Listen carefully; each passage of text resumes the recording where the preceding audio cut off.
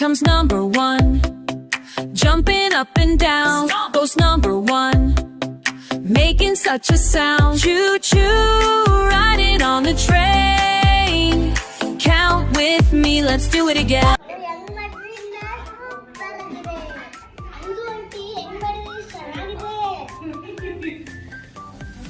ಬನ್ನಿ ಮಕ್ಕಳ, ಯಾವ ರೀತಿ ಮಾಡೋದು ಅಂತ ನೋಡೋಣ.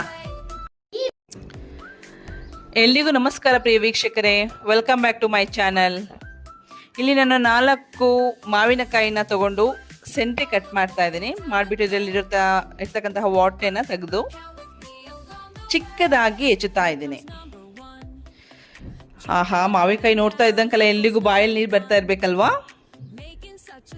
ಆಬ್ವಿಯಸ್ಲಿ ಎಲ್ರಿಗೂ ಸಹ ಮಾವಿನಕಾಯಿ ಅಂದರೆ ತುಂಬಾ ಇಷ್ಟ. ಅದರಲ್ಲೂ ಉಪ್ಪು ಮತ್ತು ಖಾರ ಹಾಕ್ಕೊಂಡು ತಿಂತಾ ಇದ್ರೆ ಆಹಾ, ನೆನೆಸ್ಕೊಂಡೇ ಬಾಯಲ್ಲಿ ನೀರು ಬರ್ತಾ ಇದೆ. ಆಬ್ವಿಯಸ್ಲಿ ಚಿಕ್ಕ ಮಕ್ಕಳಿಂದ ಹಿಡಿದು ದೊಡ್ಡವ್ರ ತನಕನೂ ಇಷ್ಟಪಡ್ತಾರೆ ಮಾವಿನಕಾಯಿ ಅಂದರೆ. ಅದು ಅಲ್ಲದೆ ಇವಾಗ ಮಾವಿನಕಾಯಿ ಸೀಸನ್ ಬೇರೆ, ಎಲ್ಲ ಕಡೆಗೂ ಮಾವಿನಕಾಯಿ ಸಿಗ್ತಾ ಇರುತ್ತೆ. ನೋಡಿ, ಈಗ ನಾನು ಇಲ್ಲಿ ಚಿಕ್ಕದಾಗಿ ಈ ಪೀಸ್ಗಳನ್ನ ಮಾಡಿಟ್ಕೊಂಡಿದ್ದೇನೆ. ಇದಕ್ಕೆ ಉಪ್ಪು ಹಾಕ್ತಾ ಇದ್ದೇನೆ. ಉಪ್ಪು ಹಾಕಿ ಚೆನ್ನಾಗಿ ಕಲಿಸ್ಕೋಬೇಕು. ನಾವು ಇಲ್ಲಿ ಚೆನ್ನಾಗಿ ಮಿಕ್ಸ್ ಮಾಡಿದ ನಂತರ ಇದನ್ನ ಒಂದು ಡಬ್ಬಿಯಲ್ಲಿ ಹಾಕ್ಬಿಟ್ಟು ಇಟ್ಕೋಬೇಕು. ಇದು ಓವರ್ ನೈಟ್, ಫುಲ್ ರಾತ್ರಿ ಇಡೀ ನೆನೆಬೇಕು. ಆ್ಯಕ್ಚುಲಿ ಇದು ಒಂದು ದಿನ ನೆನೆದ್ರೆ ಇನ್ನೂ ತುಂಬ ಚೆನ್ನಾಗಿರುತ್ತೆ. ಇದು ಉಪ್ಪಿನ ಜೊತೆ ಚೆನ್ನಾಗಿ ಬೆರೆಸ್ಬಿಟ್ಟು ನೆನೆಬೇಕಾಗುತ್ತೆ. ಇದಾದಮೇಲೆ ನಾನು ಈ ಮಾವಿನಕಾಯಿನ ಒಂದು ದಿನ ಪೂರ್ತಿ ಉಪ್ಪಿನಲ್ಲಿ ನೆನೆಸ್ಬಿಟ್ಟಿದ್ದೇನೆ. ಈಗ ಬನ್ನಿ ಅದನ್ನು ಯಾವ ರೀತಿ ಮಾಡೋದು, ಉಪ್ಪಿನಕಾಯಿ ಮಾಡೋದು ಅಂತ ನೋಡೋಣ. ನಾನು ಒಂದು ಪಾತ್ರೆಯಲ್ಲಿ ಒಂದು ಅರ್ಧ ಬೆಲ್ಲದುಂಡೆ ಅಷ್ಟು, ನನಗೆ ಆ್ಯಕ್ಚುಲಿ ಸ್ವೀಟ್ ಇದೆ ತುಂಬ ಇಷ್ಟ ಇಲ್ಲಿ, ಹಾಗಾಗಿ ನಾನು ಅರ್ಧ ಬೆಲ್ಲದುಂಡೆ ಯೂಸ್ ಮಾಡ್ತೀನಿ. ಬೇಕಂದರೆ ನೀವು ಅದರಲ್ಲಿ ಇನ್ನೂ ಅರ್ಧ ಕ್ವಾಂಟಿಟಿ ಕಡಿಮೆ ತೊಗೋಬೋದು. ಹಾಕ್ಬಿಟ್ಟು ಚೆನ್ನಾಗಿ ನೀರಲ್ಲಿ ಕುದಿಸ್ಕೋಬೇಕು, ಬೆಲ್ಲದ ಪಾಕ ಮಾಡ್ಕೋಬೇಕು.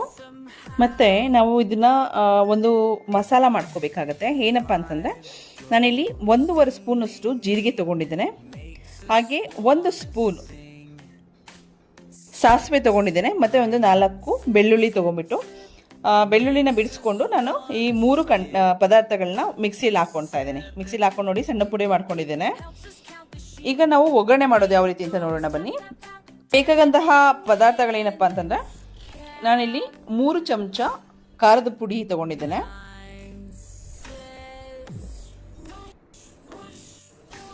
ಸ್ವಲ್ಪ ಕರಿಬೇವು ಸೊಪ್ಪು, ಮತ್ತು ನಾನಿಲ್ಲಿ ಎಲ್ಲ ಮಿಕ್ಸಿ ಹಾಕಿಟ್ಕೊಂಡಿದ್ನಲ್ಲ ಆ ಪುಡಿನ ಒಂದು ಕಡೆ ಇಟ್ಕೊಂಡಿದ್ದೇನೆ. ಈಗ ಒಂದು ಬಾಂಡಿಯಲ್ಲಿ 2-3 ಚಮಚ ಎಣ್ಣೆನ ಹಾಕ್ತಾ ಇದ್ದೇನೆ. ಸಾಸಿವೆ ಬೇಕಿದ್ರೆ ಹಾಕೋಬೋದು, ನಾನಿಲ್ಲಿ ಸಾಸಿವೆ ಹಾಕಿಲ್ಲ. ಯಾಕೆಂದರೆ ನಾನು ಮಿಕ್ಸಿಗೆ ಹಾಕ್ಕೊಂಡು ಪುಡಿ ಮಾಡ್ಕೊಂಡಿದ್ದೀನಲ್ಲ, ಹಾಗಾಗಿ. ಈಗ ಇದರೊಳಗಡೆ ಕರಿಬೇವು ಸೊಪ್ಪು ಮತ್ತು ಆ ಪುಡಿ ಮಾಡಿ ಇಟ್ಕೊಂಡಿರ್ತಕ್ಕಂಥದ್ದನ್ನು ಆ ಎಣ್ಣೆ ಒಳಗಡೆ ಹಾಕಿ ಚೆನ್ನಾಗಿ ಮಿಕ್ಸ್ ಮಾಡಬೇಕು, ಕಲಿಸ್ಬೇಕು, ಚೆನ್ನಾಗಿ ಗೂರಾಡಬೇಕು. ಅದಾದಮೇಲೆ ಇದ್ರ ಒಳಗಡೆ ಖಾರದ ಪುಡಿ ಹಾಕ್ಕೋಬೇಕು. ಖಾರದ ಪುಡಿ ಹಾಕ್ಕೊಂಡು ಚೆನ್ನಾಗಿ ಸೌಟ್ ಮಾಡಬೇಕು, ಗೂರಾಡಬೇಕು ಚೆನ್ನಾಗೆ. ಅದಾದ ನಂತರ ನಾನು ಇಲ್ಲಿ ಬೆಲ್ಲ ಪಾಕ ಮಾಡಿಟ್ಕೊಂಡಿದ್ದೆ.